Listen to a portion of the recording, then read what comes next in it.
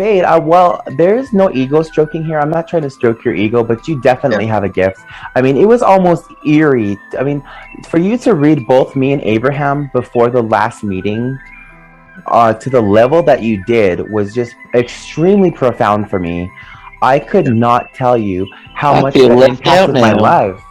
What? You were I left out, feel Doc. left. You I were left feel. out. I know. I feel left It, out. well, you should read Papa right now. So, Let's do that. Let's do do you that. know your moon? So, first off, do you want me to do an intuitive reading from a remote perspective, or do you want to give me astrological data and read from that? Give him astrological data. That'll help you. I would like both. My birthday is in Gemini. My moon is in Libra, and my rising sign is in Aquarius. Right. Okay. So the things I can tell you right off the bat from that, because of that, you were born in Gemini and probably in the fifth house, fourth or fifth house.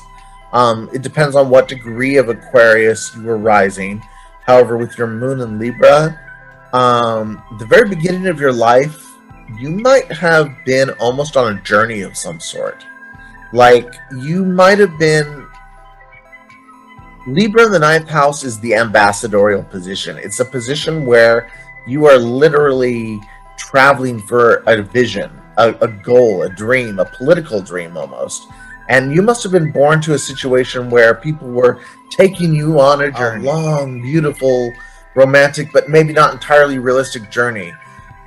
But soon thereafter, as you were a toddler, lots of intense worldly responsibilities just hit you like a brick, and you were initiated pretty quickly into some dark truths about the reality of life.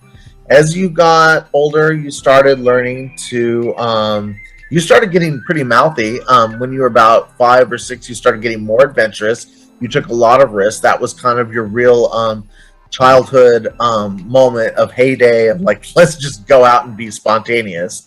And that was the experience you had with other people. So for a brief period of time, you had an extremely socially spontaneous period. When you were about 7 to 9, you had a period where it was a very depressing time. You realized that you had a lot of work to do and a lot of duties to stand up for and a lot of people to help.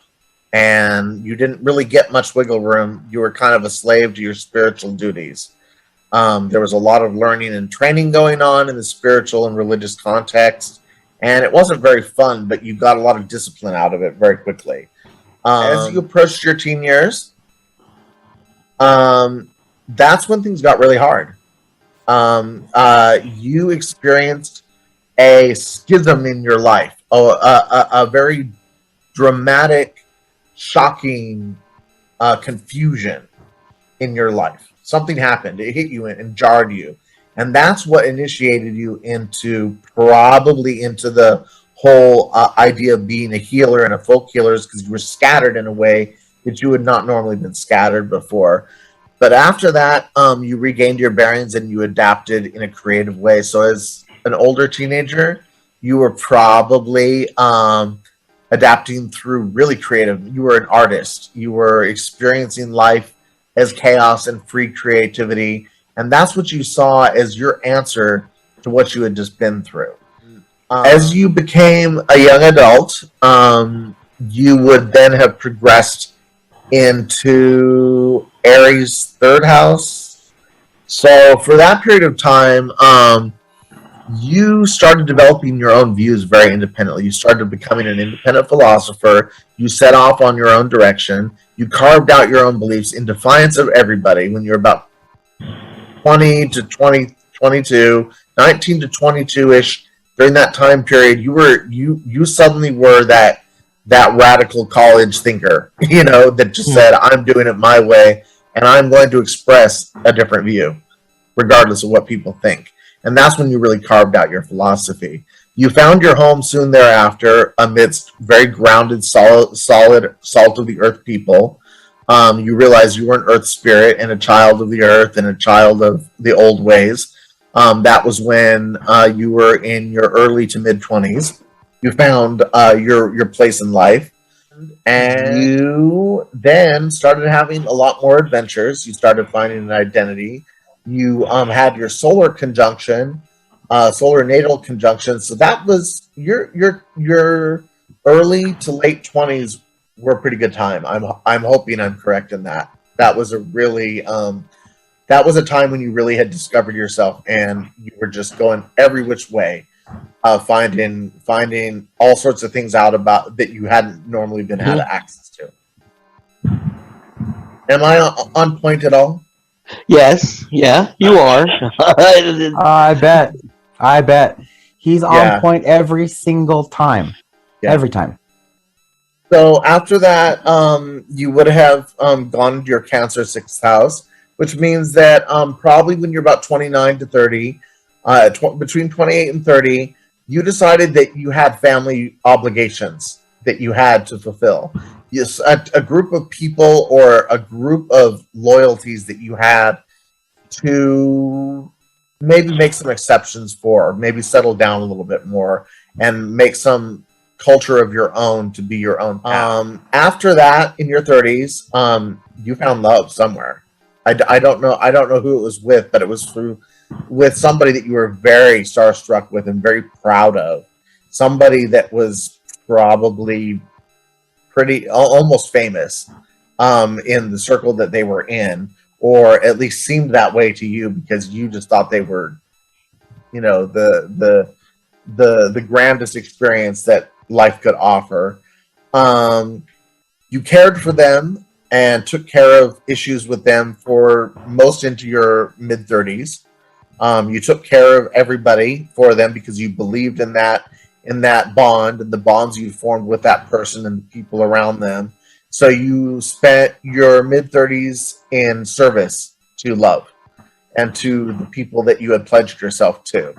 And when you had your lunar return, in your late 30s, you went on a journey again and decided, I'm going to start afresh. I'm going to look at life from a whole new perspective and go on a new adventure. And that is all the way up into your probably about 38 to 40. Wow. And by then you should have progressed through Cancer. So you did progress through Cancer during half of that time.